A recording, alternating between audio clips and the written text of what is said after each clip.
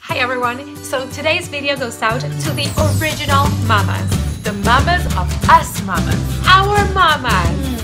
Do you remember when you were a teenager and you actually rebelled against absolutely everything that came out of your mom's mouth? So for example, she would say, put on a jacket. I'm not cold, Ma. Or when it came to dating and she had an opinion on a boy and said, no, don't kiss that boy. And you're like, too late. But now that we're all grown up and we actually have our own children, I think we're slowly realizing that our moms were really right. Almost always right. So my mom has always been a true original and she always told me to not give two half about what other people think. I love that. My mom is superb in the kitchen, and her biggest piece of advice, which I try to stick to every day, is that a good chef keeps a clean kitchen. That is really impressive because I must not be a good chef if that's the case. My mom actually is not that much into cooking, so she always says that if you're stressed and you're tired, just order in. I really love this about my mom. She really never ever made an issue about my weight, whether I was at my absolute biggest, and there've been those days, or my smallest, and we hope for those days. So was she always like pushing food to you regardless? Well, yes. She also made the most delicious food, so I was like, bring it on. That's what moms do.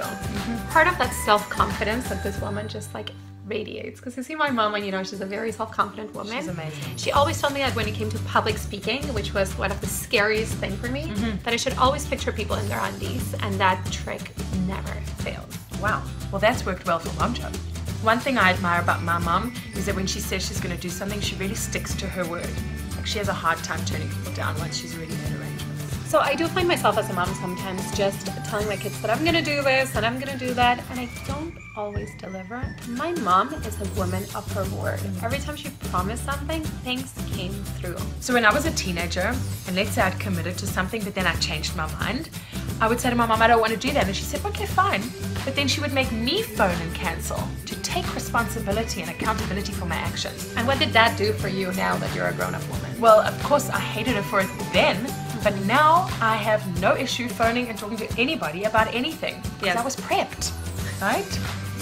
From a very early age. This is something that I did for a long time because my mom told me to do it. My mom always told me to wash my own underwear. She did? Yeah, because she always thought putting it in the washing machine with like everybody else's underwear was kind of gross. And now, do you still do it? So I do still see her point, but I'm too lazy to do it. So mom, I've rebelled. I do not wash my underwear anymore by hand. My mom is the reason why I never wear thongs. She is the original thong detractor. Why? Because she always said they were uncomfortable and I believed her. So my mom for me was like the original Momjo mama. Ever since I can remember, my mom played bridge. So like she would go out on a Saturday afternoon or one evening a week, and she always had her time for herself, and she absolutely loved it and still does to this day. My mom, and I think your mom too, they've always run with their passions, right? Whenever we told them that something was important enough for us, they embraced it as if they were their own. They were our biggest supporters. Still are. My 4-year-old will come up to me and I'll be like, what do you want to do when you grow up, baby? And she's like, I want to be a dinosaur. I don't know if I can help you with that, right? Yes, exactly. I mean, my son asked if he can have a sleepover in outer space. I told him I'll try and make it work. That's a mom's job, right? Yeah, you gotta foster those dreams no matter what. Don't you sometimes just stand there and watch your mom and see the way she looks at you? And then you look at your own children and wonder what she's really feeling inside.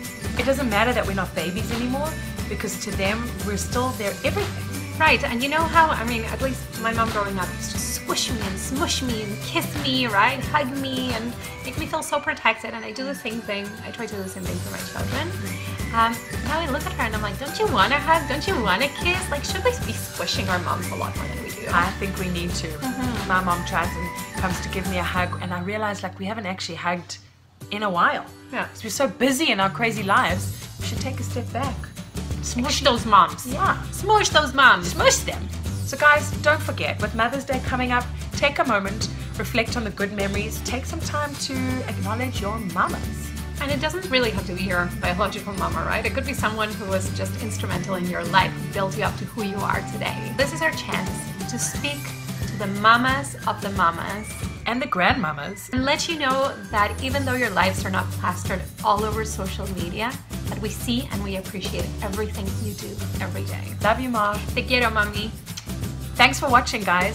If you have a mom or a mom-like figure in your life that you want to share this with, go ahead, share. And don't forget to subscribe to our YouTube channel and like us on Facebook. Happy Mother's Day!